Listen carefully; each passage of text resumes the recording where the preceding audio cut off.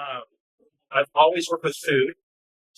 When I finished at University of Houston, my first job was with a large restaurant group, Houston's Restaurants. I spent 10 years with them and really taught me the business, how to be a leader, how to kind of find my own management style, those kind of things. And ended up working for a couple other companies and then owning a restaurant in Los Angeles. And eventually I wanted to come back to Texas. And I also have a business partner. She's from Houston. And she has a film background, very creative. I have the food and restaurant background. We decided we'd open a bakery here in Houston. Kind of at late stages of that planning, we actually decided to specialize in cupcakes. We wanted to position ourselves as something you remember, something that's unique. And we actually sold more than just cupcakes. When we first opened, we made croissants from scratch. We have sold muffins for breakfast. We did all kinds of things. But people just wanted the cupcakes. It kind of just worked itself out to what we featured and specialized in.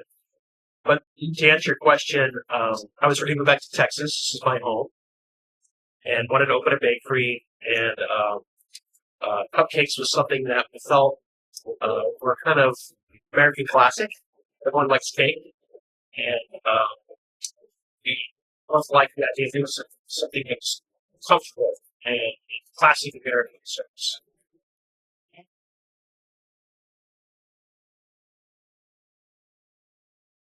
It's kind of a classic American concept. And these mix masters here are in the 50s. So this is what these old mixers. So it's part of our logo, it's part of our branding, and we have these on display as kind of works of art on display in most schools. So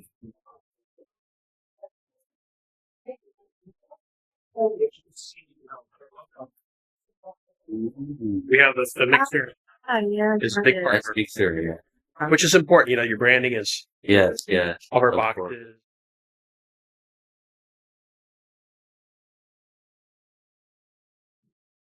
We opened our first location about 5 miles from here, or 4 miles from here, near the Galleria in Uptown Park. That store is still open. That was 2008, so we're entering our 18th year. So people like local products, but they also appreciate high quality products. That's something we're very committed to. We make everything from scratch. We make crack eggs here. We use high quality butter. We make everything fresh daily. So everything you see here that's on our shelves is sold today, consumed today, and then we start again tomorrow. So there's a commitment to in the bakery business, it's high quality and freshness are really keys to our success. Well, we have a script every day that has what we think will sell from walk-in customers, and then of course we have our pre-orders added to that.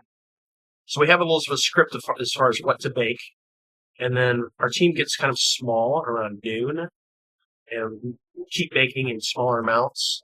So, but if you come in here at 6 p.m., an hour before we close, then you'll start to find less and less on the shelves. Actually, when we close at 7 o'clock, we have a big sale where everything is half off. That's on the shelf. So it's gone. And if there's anything left after that, we donate to charity. So.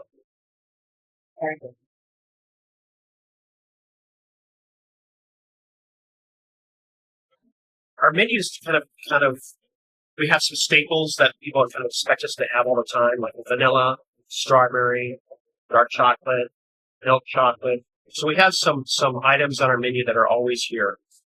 And then we have some more unique flavors that aren't as big movers, but kind of round out our menu. Things like carrot, lemon, coconut, salted caramel, those kind of items. And then, of course, every holiday that we have, we feature unique items. So this, have these Thanksgiving, we'll do a pecan pie filled cupcake. Christmas right now we have gingerbread, nutmeg, spiced chocolate, those kind of items that we're featuring. So there's always these holidays that are happening. when we don't have major U.S. holidays, do some special fun promotions and items that are unique. We even do some collaborations with some other local bakeries, some other local people. Uh, this year we did a Dubai chocolate cupcake with a company called Mostly Chocolate, which they do a fantastic latte bar. So we do some collaborations like that. But we have our staples. We have our kind of fun flavors. We have the holidays. We do some features. But we're always having something that's limited that we feature and advertise. Oh, and the bestseller is our red velvet cupcake, which is crazy because it's probably the less sweet cake. It has probably the lowest amount of butter and sugar, but it's paired with a super rich cream cheese frosting. So I think people like the contrast. But we'll sell more red velvet every single day than anything else. And maybe because we're in Texas.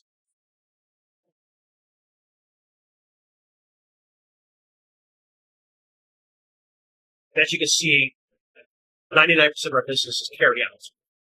And that business model is in that we intentionally wanted to have in our concept. We didn't want to be a ice cream shop. We just come out with one purchase for one person. You see our customers come out with boxes. So our check average is around $20 a person, which is healthy for our business. But our breakdown is probably a third of our business are pre-orders, which could be for parties at home. It could be for a business luncheon. But that's about a third of our business are advanced orders. And then the other 2/3 are people just walking in and buying off the shelves. We have a lot of people who are buying for, say, a foot in the door for a meeting. They bring a 4-pack of cupcakes to a doctor's office so they can sell their pharmaceutical products or a business type. But the bulk of our business is celebrations. Think about how many birthdays. Everyone has a birthday every day. And so there's always somebody selling birthday here in a city of 6 million people. So a lot of it's about celebrations. Also, something else in our business is we are uniquely we work with Uber Eats, DoorDash. We have our own delivery service, of course, and that's become a big part of our business as well. It's those third-party food delivery applications.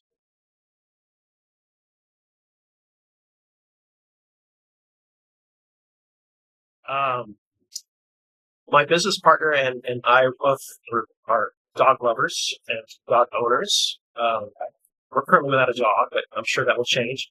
And we just decided to make some dog treats and put them in a bowl, and they became very popular. So we sell them individually and also as a 12-pack in a bag. But they're very simple. It's peanut butter, apples, oats, and bananas. So they're not very sweet. You don't want to they're not really human food, but, and then they're baked and packaged. And people seem to spend more on their pets than their kids or themselves. And so they're very popular. Yeah.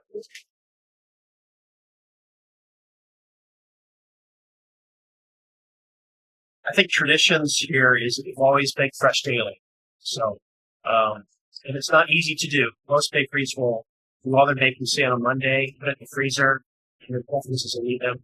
We're committed to just baking every day, all day long.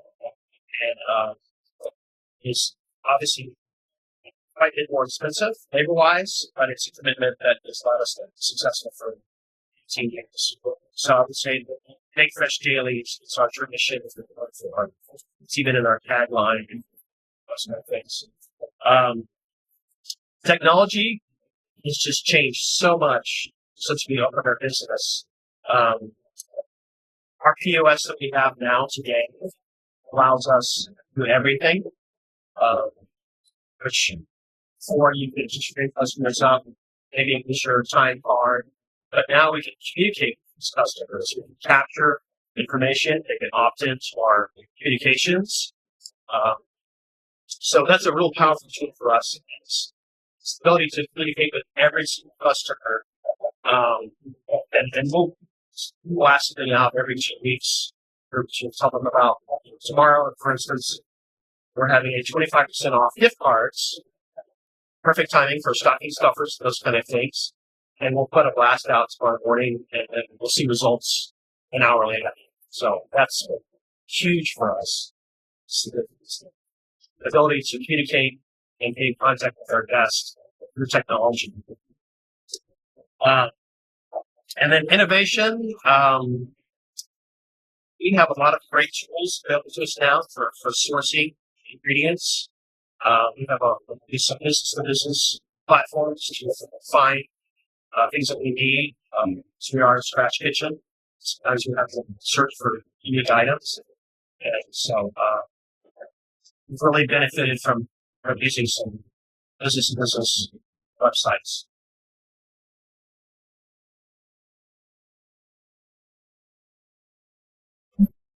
We, as a bakery, we go through about 2,000 pounds of vanilla a year. So it's a significant ingredient that we use.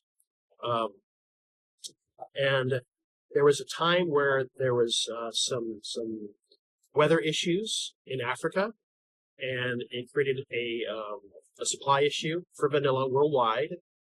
And the price of vanilla went from $100 a gallon from pure vanilla to about $400 a gallon. And it happened overnight. And then it got so bad that we couldn't even get vanilla from our vendors, the vanilla that we like to use. So we had to make a lot of sacrifices, and it kind of made us think, maybe we can do something here. So we actually decided to make our own vanilla. We had always made our own lemon extracts, lime extracts, corn extracts for our cakes. So we were confident we could make our own vanilla. So, meanwhile, I have a brother who's a malaria doctor, and he spends a lot of time in Uganda. And we were casually talking about this vanilla issue. And he suggested, hey, there's vanilla everywhere here along the equator in Uganda. Why don't you look into this? So he put me together with somebody who knew somebody, and we took a chance with a farmer who's now become our partner. And they ship us the vanilla beans, and then we actually make vanilla extract here in Houston. We have a lab not too far from here. And that turned into another business that we now supply vanilla extract to other bakeries. In fact, one of our biggest customers is a South Korean concept called 85 Degrees. We ship them pallets of vanilla almost every month to California. And we now make 6 different types of vanilla, some with bean paste, some with sugar, some no alcohol. And we supply grocery stores, hotels, restaurants, and it has really grown exponentially for us.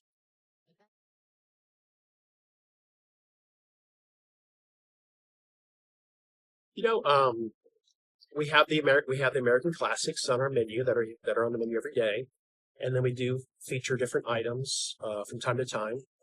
And we are noticing a very big trend in Asian ingredients, expectations, and people like it. They like spicier. It's a very international city. We partnered with Pondicherry, and we did a cardamom and coffee cupcake for one promotion. We just did the Dubai chocolate with a local chocolate company, mostly chocolate.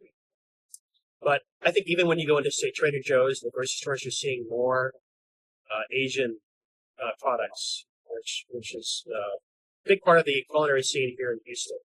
So we just did a matcha strawberry cupcake, which was huge success. It was too expensive to keep on the menu long term. We just did it for a couple of weeks, and we'll do it again. But we definitely seeing those trends, international flavors and expectations.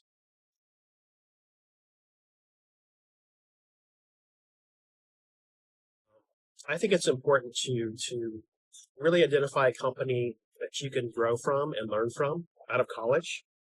And I mentioned that I'm a big believer in luck. The vanilla business was a lot of luck, but I'm not a big believer in beginner's luck. I think you need to get some experience. You need to learn from a company that has done it for a while, that has a good team, and learn a craft, learn a skill, whether it be a hotel, a restaurant, a city club, country club. Learn something you're passionate about, and then if you're ready to be an entrepreneur and take that leap, you're prepared to really compete. So I think it's important before you open your own business and take this big leap that you develop yourself as a manager. And as you're working for this large company or someone else, you're developing your leadership style. You are learning how to develop people, develop teams. And it's important that you kind of create a sense of value for your customers and for your employees. And it's something that just doesn't happen overnight, but it'll make or break your business.